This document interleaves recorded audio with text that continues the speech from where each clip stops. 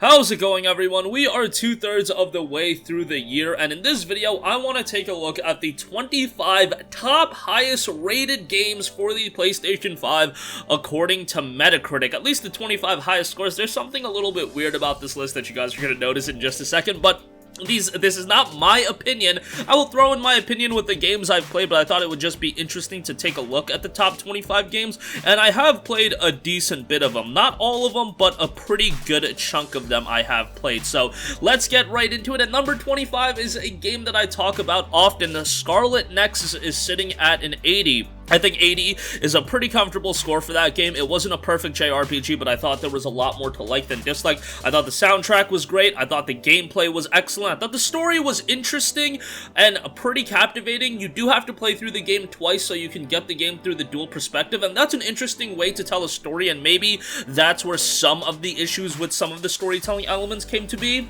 Especially if you were someone that only played through the game through one perspective, that does make the experience a bit jarring. But overall, I thought the game was great, and if you're a fan of JRPGs, I highly recommend it. It has been going on sale for like $36 to $38, so I would recommend it at that price point. Next up, Eldest Souls is sitting at an 80 at number 24. This is a game that I was following for quite a while. I haven't gotten a chance to play it at this point, but it's noted to be a challenging pixel art boss rush game, and it's definitely something that I'm going to check out at some point. It's a challenging game, so definitely going to be on my radar in the coming weeks to play. Again, that's at an 80. Okay, number 23, this is the weird one. Final Fantasy VII Remake Intergrade Episode Intermission is at an 81. Both this and the Final Fantasy VII Remake itself is listed, so we're just going to skip this here, but number 23 is the episode intermission. We'll circle back to it when we get to the game itself on the PlayStation 5. Number 22, Judgment is at an 82. Obviously, we are coming up on the release of Lost Judgment, and I highly recommend you guys be looking forward to that. That game looks excellent, but if you haven't played Judgment, definitely go play that. It's by the same guys that made Yakuza, and they did a really good job with this. A pretty good story, a pretty mature story at that. Great music, combat's good, and the PS5 version does look pretty nice as well. 82 on that. Hopefully they can figure out the issues with the licensing and the actor issue that this game and franchise has apparently arisen to, because Lost Judgment might end up being the last game, which is a complete bummer, but hopefully they can figure that out. Number 21 is Metro Exodus Complete Edition. That is sitting at an 83. Metro Exodus with the shackles coming off on the PlayStation 5 looks great, plays great with a smooth frame rate. I thought Metro Exodus was the weakest of the three Metro games, but that's not saying much. The game is still really good. Complete Edition adds some additional content. PlayStation 5 version runs very, very well. 83 is a respectable score on that. Couple games I haven't played. Number 20 is the Pedestrian at an 83. Number 19 is the Forgotten City at 84. Forgotten City was a game that I was following for a little bit, but definitely slipped through the cracks for me. That came out back at the end of July, so I gotta get around to that at some point. Number 18, Resident Evil Village, 84. I honestly think this is pretty underrated. I'd slot this quite a bit higher, to be perfectly honest. This is honestly my number 2 game of the year, but yeah, it's an excellent game in my opinion. I thought the story was great, and yes, it's not the lengthiest game in the world, but I thought it gets in, gives you a great experience, and gets out when it's time to get out, and then the ending was great, leaves a lot of things open for what could happen in the future, and visually, it looks really good as well. So 84 on that, respectable score. I'd probably put it a little bit higher, around the 89 to even a 90. Like I said, one of my favorite games of the year. Number 17, Hitman 3. This is one that I have not played enough of to give a definitive opinion, but I have a lot of friends that played Hitman 3, and they all told me they think it's better than Hitman 2 and Hitman 1, so take that for what you will. 84 is probably a pretty good score on that, but definitely another game I need to go back and play more of. I did play quite a bit of it, and you know, it was a competent and well-made Hitman game, and they have a trial for this as well on the PlayStation Store, so if you're on the fence, go play that, and that'll give you an idea of what to expect. F1 2021, 85 on Metacritic. Obviously not my style of game, so I can't really speak on that, but hey, that's a pretty darn good score for a yearly sports game. Number 15, Control Ultimate Edition, 85.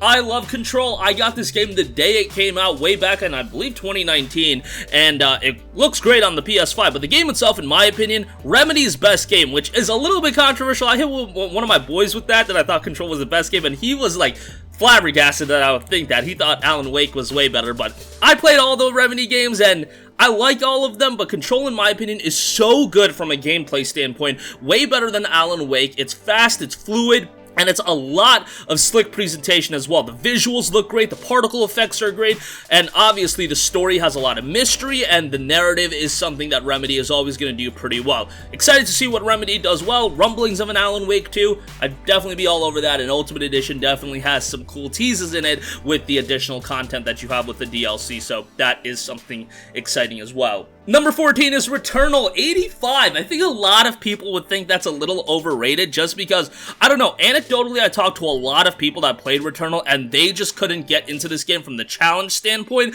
and the fact that some of the checkpoints were not in their favor, to say the least, and them replaying the game, and you guys know, if you played Returnal, you guys get the deal. I liked it a lot, but I'm also a Housemarque fanboy, so I was gonna like it, and it has a lot of the Housemarque flair that I know and love, but also, you know, it uplifted to a AAA level, which that's what I wanted to see out of Housemarque for a long time. Giving the essence of what they do with every game, but uplifting that to a AAA level. Returnal offered that, although it is a daunting and challenging game, and some elements of the game do turn people off, but I'd say when it's discounted a little bit more, go check it out. You can find it for $50. By the fall, I would probably expect it to be like $35, and at that point, I think it would be a great pickup.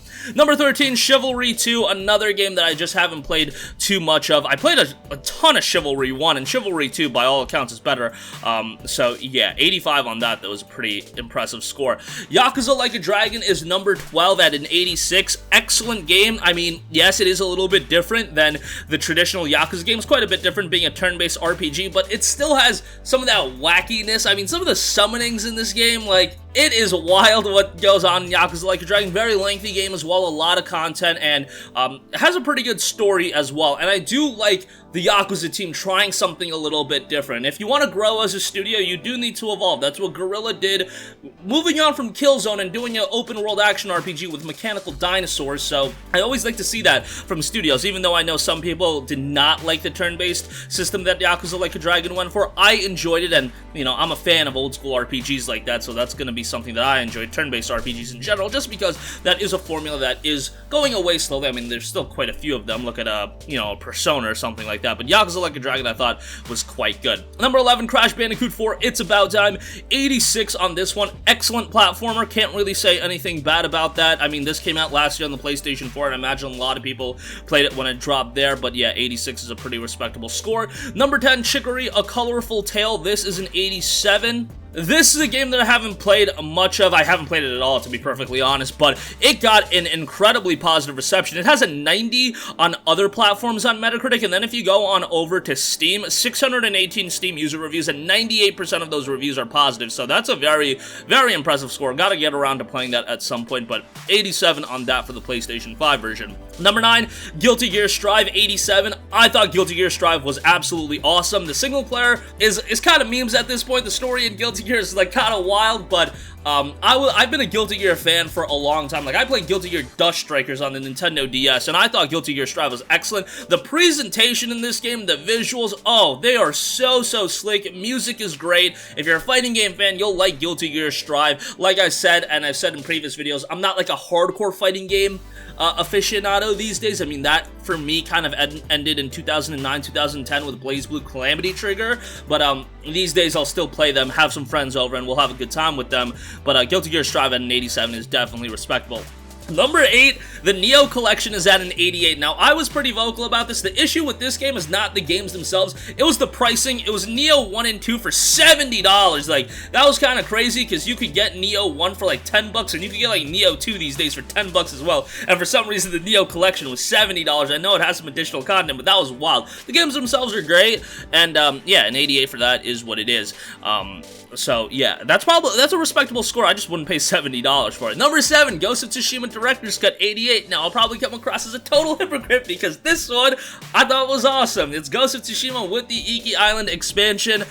You can have your qualms about the pricing. I can understand that, but it was just a $30 upgrade if you had Ghost of Tsushima on PS4. This game I thought was fantastic. Ghost of Tsushima was my game of the year from 2020, and this version is great. 60 frames per second adds so much to Ghost of Tsushima's gameplay. You have some other PS5 improvements as well, the general improvements you'd expect. Director's Cut also, of course, includes the Iki Island expansion, which doesn't reinvent the wheel of Ghost of Tsushima, adds some nice tweaks and add some new additional things, but it's not like a revolutionizing Ghost of Tsushima experience. But more of the same is not a bad thing when it comes to a game at the quality level of Ghost of Tsushima, and 88 for this I think is highly respectable. Number 6, Ratchet & Clank Rift Apart, 88. This is my current number 1 game of the year. I thought Ratchet & Clank Rift Apart was tremendous. I get that if your issue with this game is that you can beat it in 8 hours and it's a $70 game. Absolutely valid issue. I agree with you on that, but I think the game from start to finish is at such a high level, and much like Resident Evil Village, where RE Village, you can complete that game really quickly as well, and maybe I should be a little bit harsh on games lacking in content, but that's not something that annoys me as much, but I definitely get if that is your frustration with games like this and Resident Evil. To me, Ratchet & Clank Rift Apart was awesome. I thought it had a great story. I thought Rivet added a whole new layer to the Ratchet & Clank world, and of course, Kit was a great character as well, and overall just fantastic game, great gameplay, and really showcased what the PlayStation 5 is capable of as a true exclusive. Some of the things that Ratchet & Clank Rift Apart managed, especially with the Rift tethering, really showcased how far the PS5 can go, and we're talking about a game in year 1. Imagine year 4 or 5, what people and developers are doing with the PS5. Number 5 is It Takes Two, 88. This was a game from Hazelight, the guys that did A Way Out, and if you are a fan of a co-op title, Hazelight is becoming one of the best ones where they can tell compelling narratives and also very, very engaging cooperative experiences to boot. These games are only co-op, so bear that in mind, but they're really good. Just have a friend, and if you buy the game, you can invite someone for free. They're fantastic, and I hope Hazelight continues this trend because co-op games is something I often hear people say, hey, why aren't there more games that really focus on co-op? Well, Hazelight has done that twice with A Way Out and It Takes Two, and it seems like they're getting quite a bit of respect for it. Number 4, Disco Elysium, the final cut in 89, may be one of the most underrated PlayStation releases in a while. It got a lot of buzz on PC when it dropped there, and I played the initial release, and it was tremendous. This is one of the best written games that you are ever going to come across. I say that as no joke. The writing in this game is superb, a lot of decision making that makes it very replayable, soundtrack is excellent, character development is great. I cannot say enough good things about Disco Elysium, and the Final Cut version obviously enhances it a little bit, but yeah, this game from a storytelling standpoint, and that's why you're getting into this game, is top-notch, and the writing, again, maybe the best written game of the year thus far. I don't think it's too much of a stretch to say that, and, you know, it's not going to get the level of buzz given that it already came out on PC like a year and a half ago, but yeah, if you have not checked out Disco Elysium, do check it out. It might even be on sale right now as a part of the PlayStation Store sales that are running right now. Number 3, Final Fantasy VII Remake Intergrade is 89, so that's where things got a little bit jarring with Final Fantasy VII's DLC at number 23, but Final Fantasy VII Remake I thought was tremendous. It was my number 2 game of the year in 2020, and 60 frames per second on PlayStation 5 is absolutely lovely, and the expansion is good as well. It adds, I mean, I thought Yuffie was a pretty good character, and I liked Yuffie from the OG Final Fantasy VII, so it's nice to see her get expanded a little more. Hopefully, Vincent gets the same treatment in, you know, subsequent Final Fantasy VII Remake parts. I don't really think that's a spoiler, but you guys get the deal. I'm excited for what FF7 Remake is going to offer in the future with the future parts, but nice to see the expansion, and it runs really, really well on the PlayStation 5, like I said. 60 FPS on just all these games, especially where you do have action-oriented combat, like one like this, if you do play in the regular mode. It just adds so much more to the experience, in my opinion. Number 2 is Tony Hawk's Pro Skater 1 and 2. That's at a 90, another upgrade. Take it for what you will. It's Tony Hawk's Pro Skater. It's pretty good. Number 1 is Hades. That's at a 92. Obviously, another game that's been out on PC and Nintendo Switch for quite a while. Supergiant Games is just one of the absolute elite studios in all of gaming right now. They are tremendous. I mean, they have just hit home run after home run. I don't know another studio that is as consistent as Supergiant Games, because Hades is another great one, which, yeah, you're gonna see it as a hack and slasher roguelike, but it also has a pretty decent story in it as well, and the gameplay is great, the visuals are so good, and I have to say that about every Supergiant game, that these games in 10 years and 15 years, they're gonna age so well from a visual standpoint, because they don't go super heavy on trying to make a technically groundbreaking game, but what they try to employ is a gorgeous presentation style, visual style, and that is just gonna make it age so well. I mean, Bastion came out back in 2008, and it still holds up incredibly well, and Hades is going to be exactly that. Nice to see it finally drop on PlayStation 5. after quite a while, and a 92 might be a little bit high to some people, but hey, I thought it was great, and everybody that I pretty much talked to that has played Hades thinks this game is absolutely remarkable, and most people in general do, and yes, just give Supergiant their credit. Number 1 for them.